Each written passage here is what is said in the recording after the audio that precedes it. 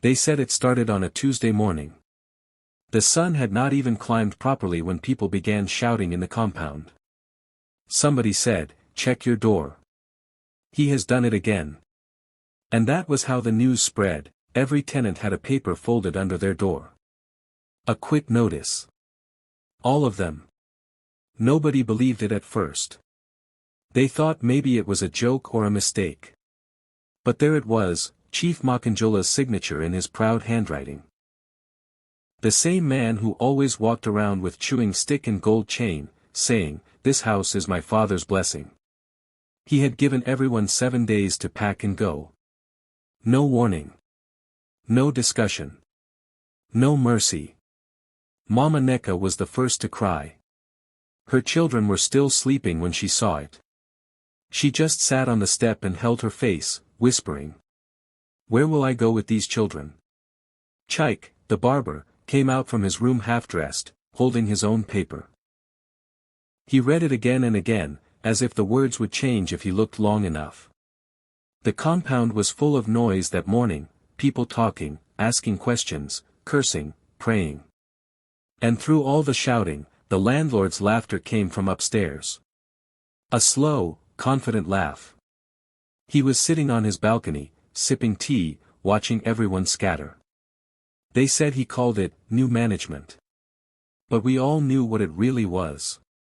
5 new women. 5 girlfriends from the city, each one promised her own room. The man had decided to throw out every tenant, just to turn the compound into his private palace. He even told the caretaker, "I'm tired of poor people's noise. I want beauty around me." That day, the whole street talked about it. Neighbors gathered outside the gate, shaking their heads. Children picked up the quit notices and played with them like paper kites. But inside the compound, there was no laughter. Only silence and the sound of pots being packed, buckets being emptied, hearts breaking quietly. Mama Neka sat under the mango tree that afternoon. Her friend from the next house came to comfort her, but she didn't speak. She just stared at the landlord's balcony. "After 10 years in this place," she said finally, "he wants to chase us like goats." That night, Chaik gathered some of the tenants. They decided to go and talk to the landlord together. They climbed the stairs carefully, knocking on his door. He came out in a white singlet, smiling. "What is it again?" he asked. Chaik held his paper up. "Chief, what did we do? None of us owes you rent. Why are you sending us away?" Chief laughed again and said, "The house is mine. I want to renovate. Is that a crime?" But everyone could see the smugness in his eyes. He wasn't talking about renovation. He just wanted them gone. When Mama Neka started crying, he rolled his eyes and said, "Aha, woman. Don't start drama. Go and look for another house. My new tenants are coming." He turned around and shut the door before anyone could answer. That night, the compound was quiet, but nobody slept. You could hear small whispers in the dark, people talking about how wicked the landlord was, about how God was watching. Someone even said he went to Lagos and came back with those women, all of them fighting over him, and now he wanted to please them. 3 days later, the first car arrived. A red car, shining like something new. From it stepped a tall woman wearing sunglasses, even though it was evening. She greeted no one, walked straight upstairs, and hugged the landlord. By the weekend, all 5 of them had arrived. 5 women. Each one different, each one trouble. There was Ngozi, the quiet one with kind eyes. Amaka, who liked loud perfume and louder talk. Saad, slim and sharp-tongued. Blessing, always taking selfies and calling people darling. And the last one, Tina, who looked at everyone as if she owned the place already. The tenants were still packing, but the girlfriends were already arguing over rooms. Chief stood in the middle of it all, laughing like a man who had won a battle. He told the tenants, "I hope you finish this week, because my queens need space." That evening, Chaik saw him at the gate, boasting to a friend. He said, "You see, some men build houses for rent. I build mine for pleasure." The friend laughed, slapped his back, and they both walked away proudly.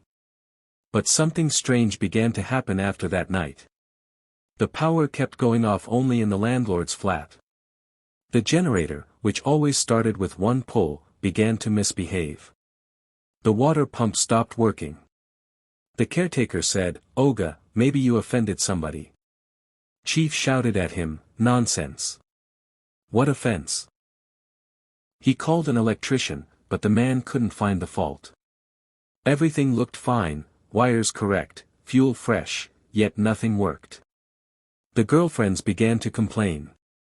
"Chief, it's too hot. There's no light to charge my phone. There's no water to bathe." Chief just laughed and said he would fix everything soon. But that night, one of them, Ngozi, told him quietly, "Maybe you should not have sent those people away like that." He frowned at her and said, "You too. Don't start." She didn't speak again. But later that night, when the rain began to fall, she heard someone knocking on the compound gate. She looked through the window. It was Mama Neka, still awake, praying under the tree. Ngozi felt a chill, but she didn't know why. The next morning, Chief gathered the women and announced, "From today, no one enters this compound without my permission. No more poor people walking around." The tenants who hadn't finished packing were shocked. He locked the gate and told them to find another way to carry their loads out. People had to lift their bags over the fence. Old Pa Ojo, who had lived there for 15 years, came with his cane and begged, "Chief, allow me one more week. My son is coming from Abuja." Chief laughed and said, "Your time is up, old soldier." By evening, Pa Ojo collapsed near the gate. He wasn't dead, but his heart was weak. When people rushed to help, Chief came out and shouted, "Don't die in my compound, old man. Go outside first." That day, something changed. Even the air felt strange. The girlfriends started fighting among themselves. Saad accused Blessing of stealing her cream. Tina shouted that she would not share a kitchen with village girls. Amaka packed her clothes and left, only to return before sunset because Chief begged her. Ngozi kept quiet through it all. She didn't like what she was seeing. That night, she dreamt of a woman in white standing near the well. The woman said, "Tell him to stop before it's too late." Ngozi woke up sweating. In the morning, she went to tell Chief, but he waved her off. "You had a bad dream. Drink water and rest," he said. But that same night, thunder struck near the compound, and part of the fence fell.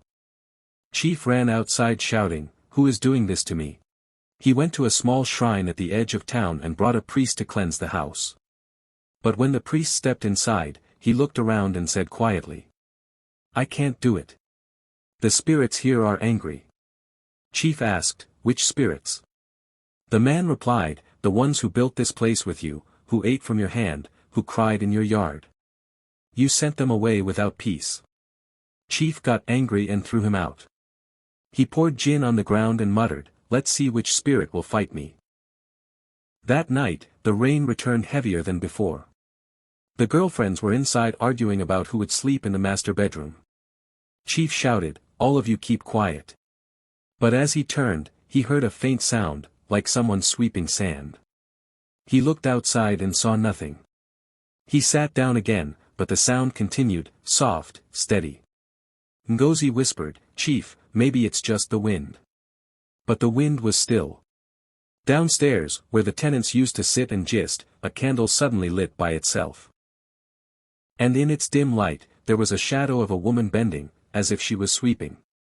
The shadow bent again, slow and steady, sweeping the empty ground that used to be full of laughter and footsteps.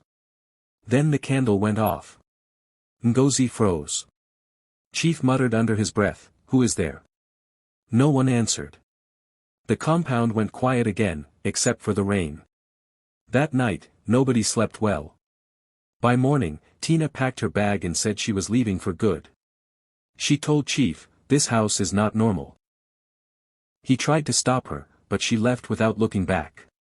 Hours later, Amaka and Saad began shouting again.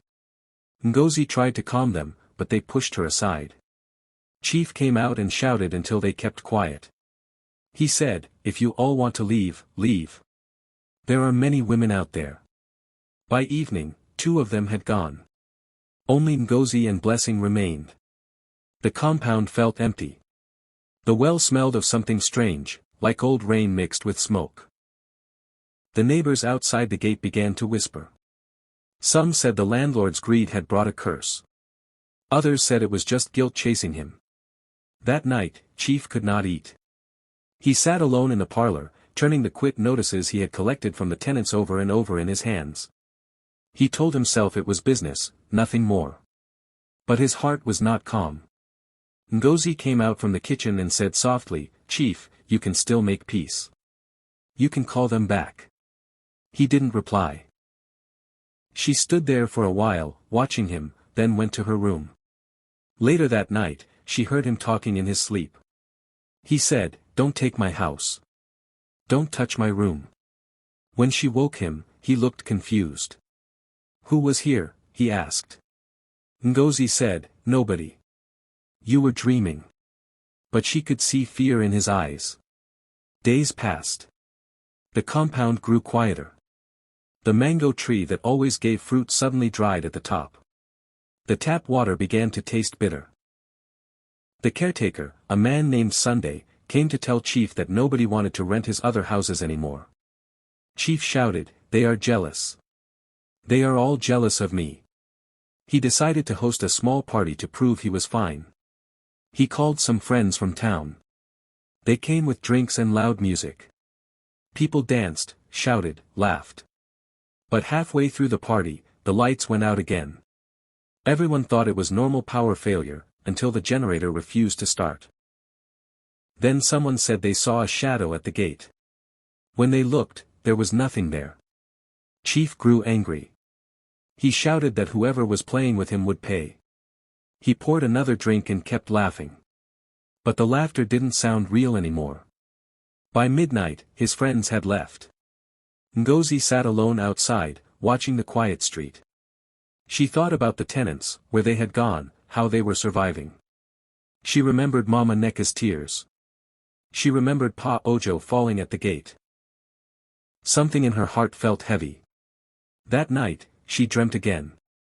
The woman in white returned, standing near the well.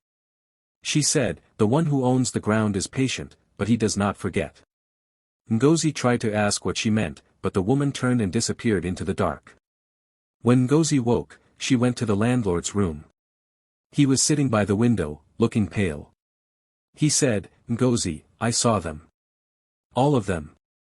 They were outside, calling my name." She asked, "Who?"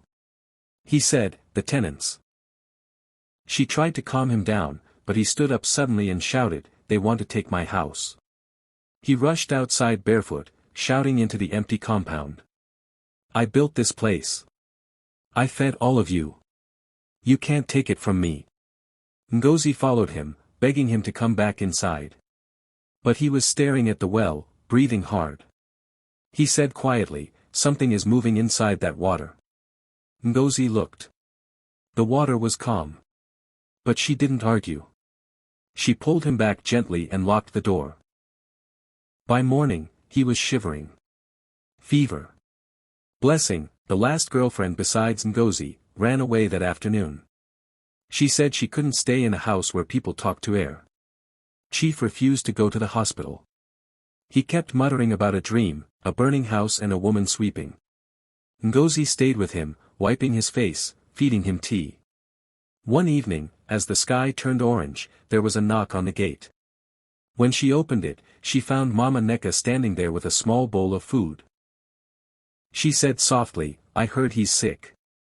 I brought something." Ngozi didn't know what to say. She took the bowl and thanked her. Mama Neka looked around the empty compound and shook her head.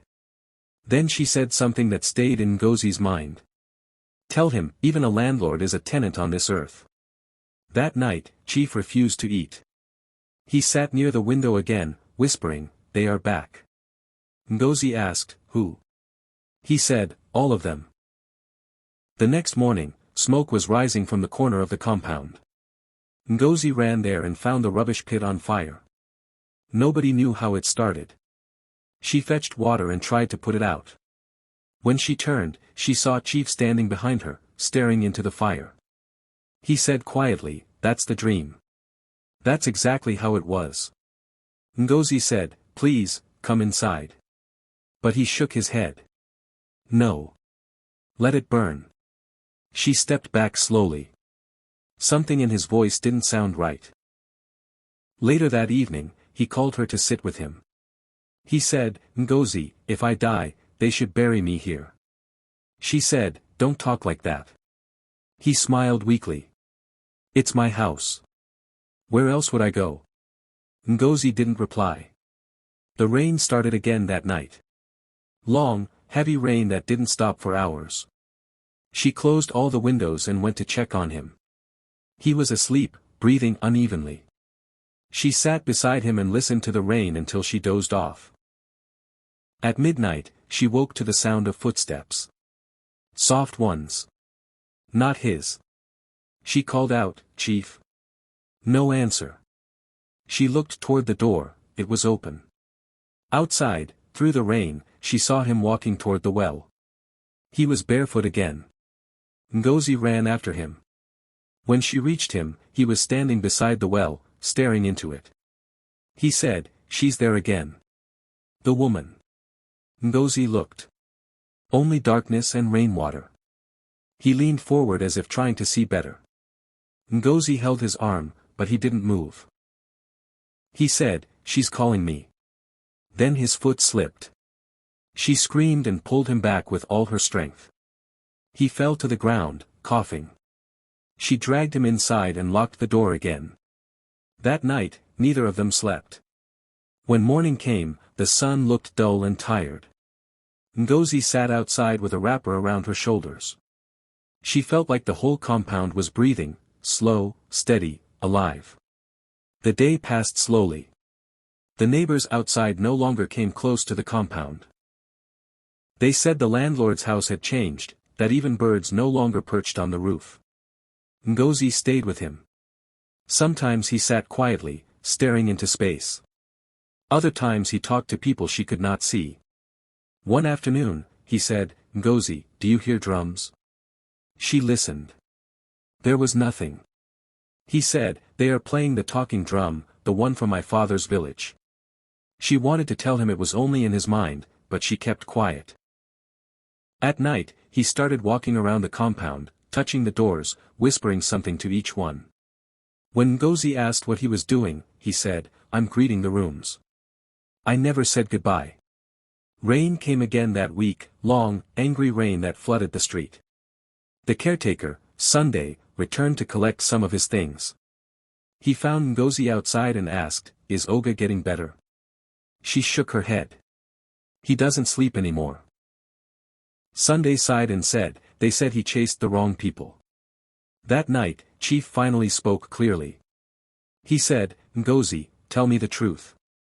Do you think I'm wicked?" She looked at him and said softly, "You hurt people who did nothing to you. What do you expect them to call you?" He nodded slowly. "I thought it was power. I thought it made me a man." He leaned back and whispered, "I just wanted respect." Ngozi said, "Respect doesn't come from fear." He didn't reply again. The next morning, the sky was clear for the first time in weeks. Ngozi thought maybe things were getting better. She made him tea and went to hang clothes outside. When she came back, he was gone. His wrapper was on the chair, his shoes by the door. The gate was open. She ran out, calling his name. Then she saw smoke rising from the back of the compound, near the rubbish pit that had burned before. She ran there and stopped. Chief was standing beside the pit, holding a candle. The smoke was thick. He looked at her and said calmly, "I built this place with my hands. Let me end it with my hands."